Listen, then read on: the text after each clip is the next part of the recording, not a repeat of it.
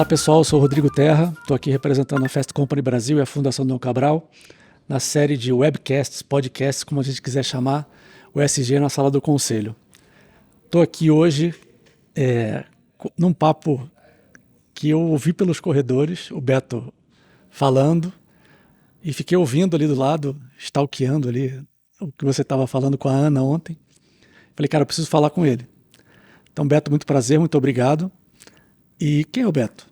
Bom, que é o Beto Bahia. Eu comecei minha carreira como empreendedor aos 17, me dedico aos últimos 14 anos ao segmento de transporte, logística e pós-consumo, né? E como isso começou? Quando a gente tem a disruptura histórica do varejo, né? E o que é a disruptura histórica do varejo? É quando realmente o pessoal começa a comprar através da terceira mão, que é o smartphone, né? Então, quer dizer, isso provoca, talvez, o maior impacto de forma de consumo que a gente já viveu, né? E quando eu comecei a analisar isso, eu comecei a perceber uma tremenda de uma oportunidade, né? Uma oportunidade de negócio. E eu ficava muito... Como a gente puxa muito pelo perfil de consumo da América do Norte, né? E aqui a gente tem um delay, hoje a gente já está falando de um delay de 2 anos, né? E vem diminuindo, né? Ou seja, se você começa a aprender o que está sendo... Começa a aprender, não, né? Essa não seria essa palavra. Mas se você começa a entender um pouco como o consumidor está se movendo, para onde ele está se movendo, de que forma ele está se movendo, e se você conseguir se planejar e se preparar para isso, provavelmente você vai conseguir estar um pouco à frente da concorrência. Então me incomodava muito o prazo com que nós, na época, recebíamos o que nós comprávamos online, né? Então, a gente lembra que quando a gente começou a fazer compra online no Brasil, a gente estava extremamente contente, que era basicamente... Primeiro a gente vem o que a gente chama de linha branca, geladeira, etc., fogão, etc. Depois muito puxado por eletrônico, porque também ninguém quer sair da loja com eletrônico, aquela coisa toda. Mas você ficava contente de receber com 15 dias, 11 dias, 8 dias. E eu falava, não, isso não pode. E aí eu ia bater nos grandes embarcadores, ou seja, aqueles que são os donos do produto, os magazines, né? E eu falava pro pessoal, a gente precisa diminuir prazo, né? Mas diminuir prazo significa custo, etc.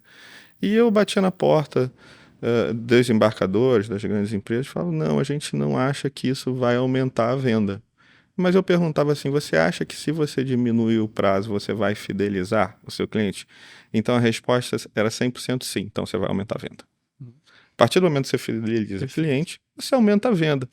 Então eu comecei, através dessa comunicação, falar como se fosse um mantra. Você acredita no prazo? Não, você acredita em fidelizar. E a partir daí, através da minha primeira startup, quando eu já comecei a entrar no mundo de startup e etc., eu falei assim, então vamos fazer um programa, não é? Para a gente ter uma estrutura logística, uma malha logística, para a gente entrar dentro do centro urbano. Mas a lógica disso, para mim, sempre foi pensando primeiro no S do ESG, no social, né? Como é que a gente potencializa isso e quais são os benefícios que a gente traz em termos de mobilidade urbana, né? E como a gente faz a inclusão diferente de um conceito de uberização, né? Ou seja, em vez da gente... a nossa proposta sempre foi que a gente trouxesse os motoristas parceiros, né? E que a gente conseguisse dar previsibilidade de renda, né? Então, e principalmente, a gente ensinar, tentar passar um pouco para eles de como eles... como eu gosto de falar... da questão das finanças, né? Olha, se você receber tanto e você andar tantos quilômetros, tá? Dentro de um período X de horas, dentro desse raio, você vai emitir menos CO2, vai sobrar mais dinheiro no seu bolso, tá?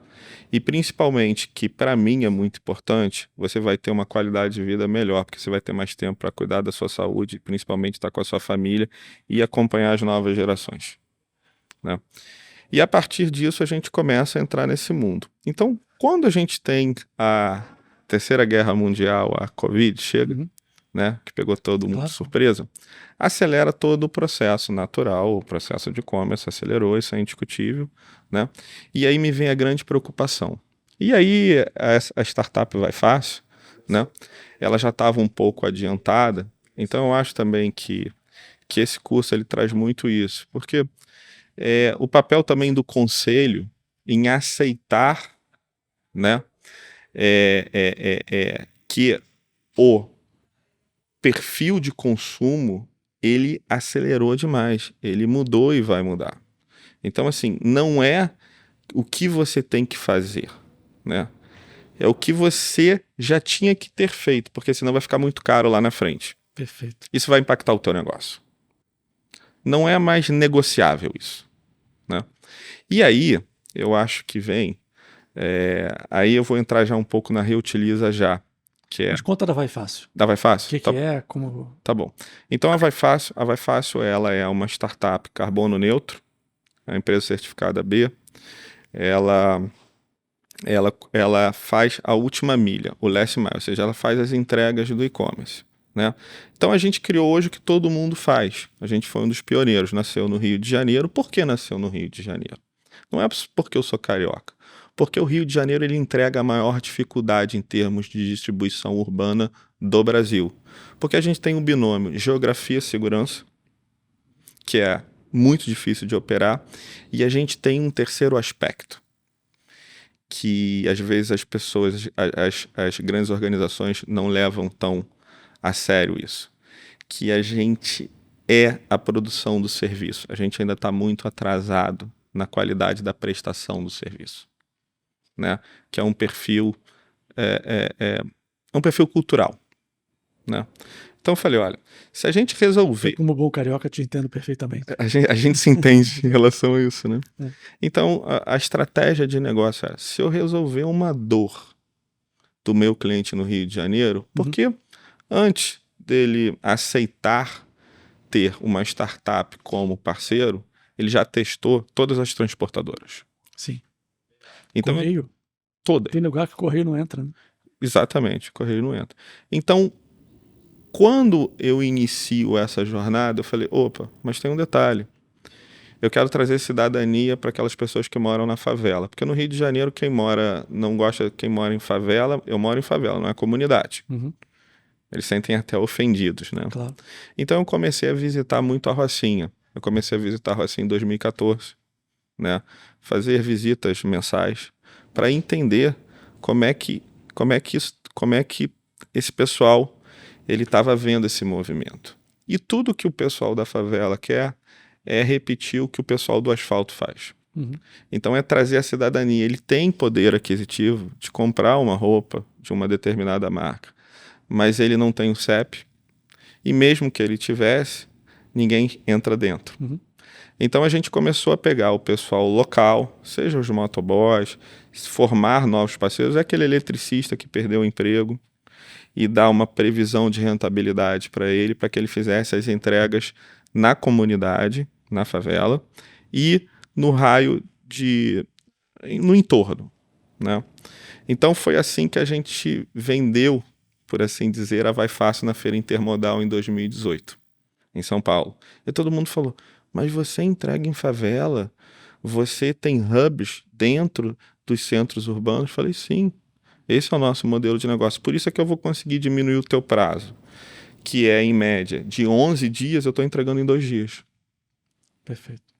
E, principalmente, porque através dali também a gente cobrava mais, ou seja, aumentava a nossa margem. Se eu tenho uma margem maior, eu torno a minha cadeia mais sustentável, porque eu acho que a sustentabilidade tem que iniciar na relação com fornecedores e parceiros. A sustentabilidade, eu acho que ela começa nessa relação. Sim. Você não pode propor uma coisa para um fornecedor, um parceiro, sabendo que a conta não fecha para ele. Então, a partir daí, a gente inicia com 2 clientes, né, líderes dos setores. No momento, a gente mostrou que a gente fez a diferença para eles. Então, a estratégia, a partir dali, qual era a estratégia? Vamos crescer organicamente dentro desses clientes, né? E a partir do momento que a gente está resolvendo essa dor, eu acreditava muito, e aí tem que ter o otimismo, o romantismo do empreendedor, ainda mais quem está empreendendo no Rio de Janeiro, Claro. né? A gente vai ser convidado para ir para outras praças. Então, assim, a gente começou no Rio, fomos para São Paulo, Belo Horizonte, a gente foi expandido de forma orgânica, uma startup que voou com menos de 2 anos, né? Muito legal. É um investimento próprio, né? Eu e um grande amigo meu, continua meu sócio, que fez na época o investimento, né? E desenvolvemos tecnologia proprietária, etc. Mas, além disso, eu percebi uma coisa, que é o que eu sempre bato. Os embarcadores, as grandes organizações, elas ainda tratam a entrega até hoje, por incrível que pareça, como commodity. Preço. Sim. Falei, não. A gente veio aqui para potencializar a relação entre marcas e consumidores através da entrega. E o que significa isso? Uma entrega mais sustentável, que a gente consiga gerar KPIs, que a gente tem inventário, a gente começou a fazer um inventário lá atrás da nossa emissão de CO2, neutralizar e fazer inclusão social, né? Sim. Então, por incrível que pareça, o pessoal ainda não comprava isso. Porque quando chegava no conselho, nos boards, etc., até mesmo para você ter um novo parceiro estratégico, etc., isso muitas vezes, poxa, mas é custo. No final da linha, é custo. E tem alguém que eu já trabalho também. Hã? Eles devem pensar, tem alguém que eu já trabalho, que já me atende do jeito que eu preciso, por que eu vou mudar? Né? Exatamente, eu não tenho interesse em mudar, né? Deixa isso aqui, vamos olhar outra coisa. Mas é o que começa a acontecer? O e-commerce começa a crescer, crescer. E o patinho feio da entrega começa a virar uma parte muito importante dentro da empresa. Por quê? Se as empresas vêm dessa disrupção histórica do varejo e elas são obrigadas a entrar num processo de digitalização, e vamos falar, antes da pandemia e até hoje, estava todo mundo no processo de digitalização engatinhando. Então, assim, foi um desafio de você fazer uma imersão, quer dizer, você fazer um processo de digitalização em um ano que levaria 10. Você tem algumas empresas pioneiras no Brasil, como a Magalu, que não é à toa, que acho que em 2001 começou já a investir nisso. Né? Estou citando um exemplo, mas a gente tem outros bons exemplos também. Então isso fez com que a gente começasse a desenvolver essa tese, que essa tese ela escalasse, né? Não só para os C-levels da empresa, mas como é que eu faço com que isso chegue no board? Porque isso é estratégia de negócio, né? Isso vai impactar muito daqui a 3, 4, 5 anos, e quem não fizer isso vai ficar muito caro, né? A partir dali, a gente começa a perceber, opa, uma coisa que me chama muito atenção. E eu me lembro, eu até dei uma entrevista para um podcast, e eu falei assim, olha, pessoal, até hoje, o pessoal não está falando o seguinte. Eu cito muito o caso da minha mulher lá no Rio. Aquela coisa, você pede japonês em casa durante a pandemia, cada vez as embalagens vinham mais e mais embalagens. Você terminava de comer, o que você tinha de embalagem era uma coisa de louco. E o que você faz com isso? Tem uma história engraçada, desculpa te interromper, que um amigo meu percebeu durante a pandemia que alguns supermercados há muito tempo descascavam a maçã, tiravam a casca da banana, colocavam num plástico para entregar na sua casa. Então, uma das coisas que foram criadas pela natureza mais incríveis, que foi a proteção da fruta, a embalagem perfeita ia para o lixo para ser embalada pela pior embalagem possível, que é o plástico. Então, a sua acumulação de caixas de delivery provavelmente também foi por isso, né? Sim, sem dúvida, sem dúvida. E era um tema é um tema preocupante, A gente ainda não sabe como lidar em escala com isso. Por isso é que também ainda é um tema que... Olha, não vamos falar nisso agora, não. Deixa isso para depois. Primeiro que eu não sei nem como falar. Eu não sei nem como abordar. Eu não sei nem como dar uma solução para isso, porque isso vai gerar mais custo para mim. Então eu, na diretoria, eu, CEO, etc., eu não vou nem... E também o conselho talvez ainda não esteja preparado para tratar isso, né? E como diz até, eu acho que tem uma frase fantástica do Galó, né? Que talvez tenha sido, ainda atua, né, como presidente do conselho da Renner, né, um dos executivos do qual eu sou fã, que ele fala assim: se você é melhor que a concorrência, você tem que ter mais margem, né? Você tem que saber cobrar por isso, né? Claro. E o pessoal não falava nisso. Então eu falei: olha, isso me preocupa demais. Nós na Vafácil começamos a criar a logística reversa de coleta, de programas de coleta de matéria-prima reciclável, né? Esse foi o começo. Só que isso era pouco, né? E daí eu começava, entrando ainda no mundo do e-commerce, tá? Eu começava a visitar todos os centros de logística no Brasil.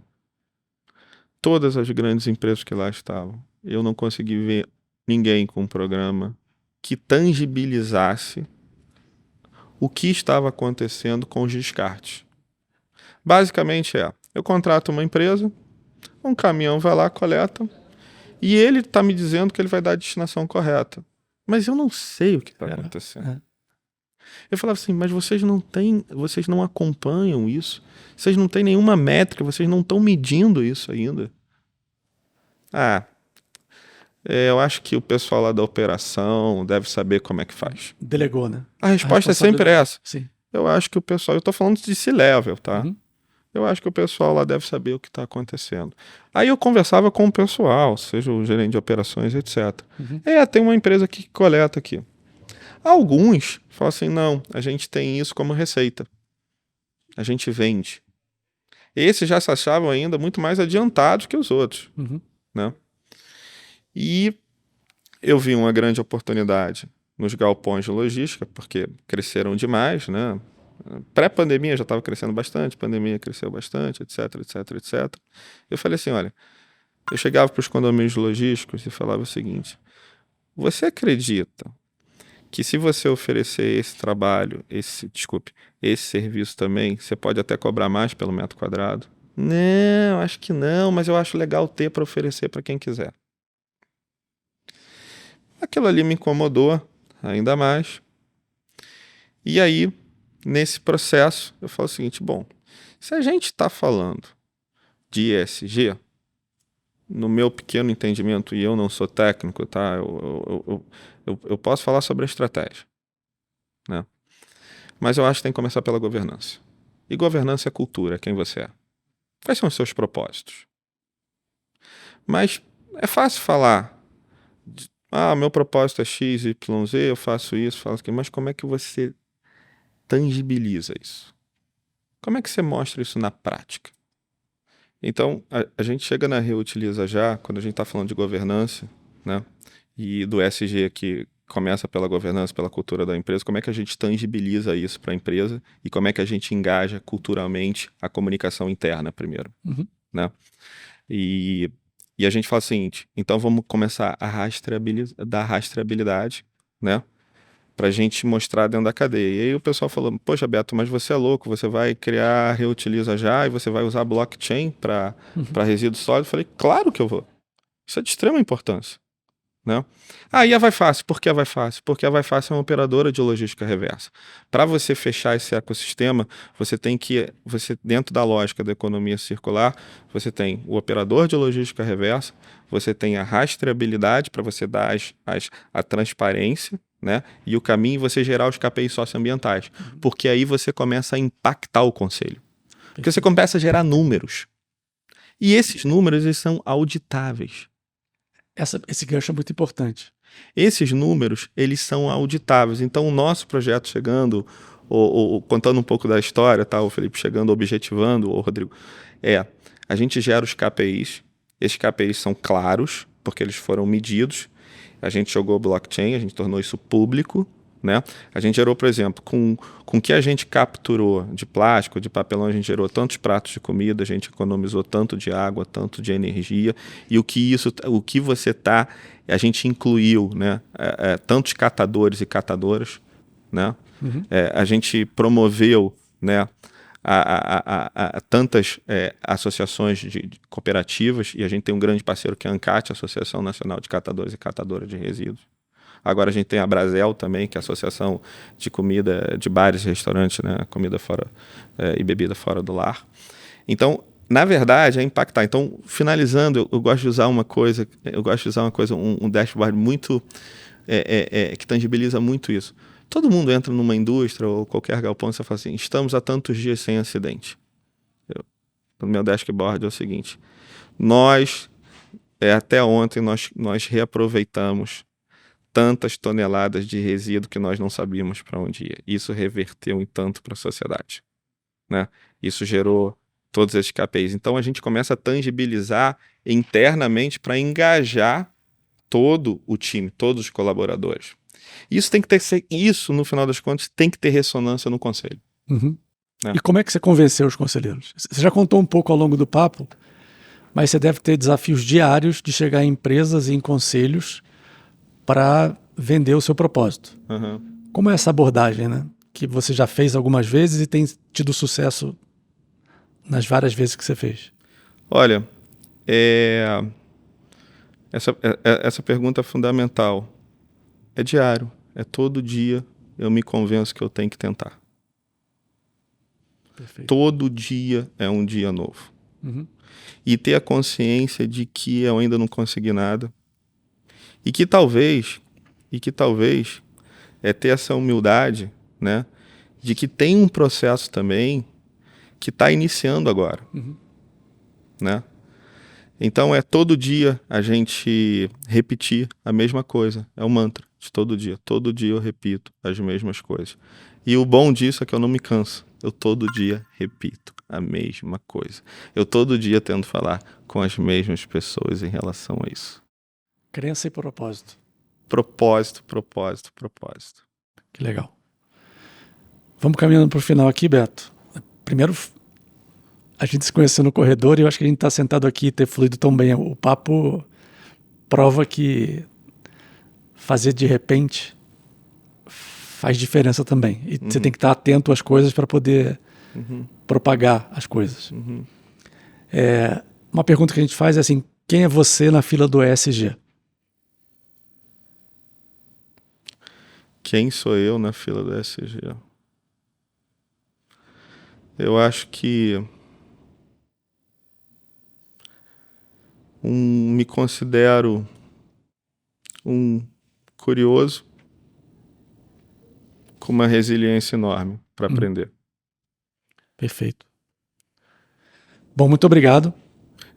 Desculpa, por favor. Eu só queria... Tem um fato que eu acho que é legal a gente trazer, que isso é muito importante. O Rock in Rio, né? O grupo Rock in Rio. Esse foi o nosso maior apoiador da causa da Reutiliza Já. Porque está no core deles sustentabilidade. Então nós fizemos toda a rastreabilidade do último Rock in Rio. Foram aproximadamente 250 toneladas que a gente conseguiu rastrear, capturar. E o Rock in Rio mostrou que o conselho, né, está engajado na causa. Faz diferença. Boa. Maravilha. Eu ia te perguntar as considerações finais, mas beleza, já acabou de fazer aí e foi um insight, uma lembrança muito importante, muito boa, de um caso que todo mundo conhece, que é o Rock in Rio e a solução que você trouxe. Cara, muito obrigado, muito prazer. Obrigado. Queria agradecer em nome da Fundação Dom Cabral e da Fast Company Brasil. Parabéns pelo trabalho e pelo exemplo. Obrigado. Que é mais importante. Obrigado. Obrigado.